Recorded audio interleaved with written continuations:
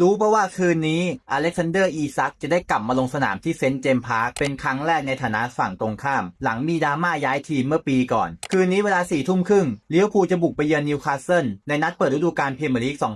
2026-27 ฝั่งนิวคาสเซิลเพิ่งเปลี่ยนโค้ชใหม่เป็นมัตเทียส ไจเซนได้แค่17 วันหลังเอ็ดดี้ฮาวลาออกแถมยังขายนักเตะตัวหลักไปทั้งบูโน่ กิมาไลท์โตนาลีและกอร์ดอนรวมมูลค่ากว่า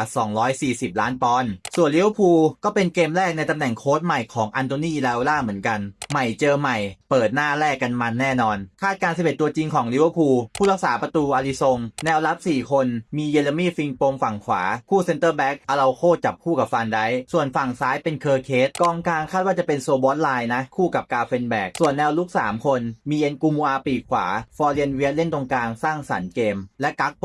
ลงประจำการในปีกซ้ายโดยมีอเล็กซานเดอร์อีซักเป็นหัวหอกตัวเป้าแฟนลิเวอร์พูลคิดว่าเกมนี้ผลจะออกมาเป็นยังไงครับส่วนตัวผมคิดว่าไม่ง่ายเลยนะนิวเล่นในบ้านด้วยส่งเสียงเชียร์กดดันแน่นอนจบเกม 2-2 แล้วกันแบ่งแต้มกันไป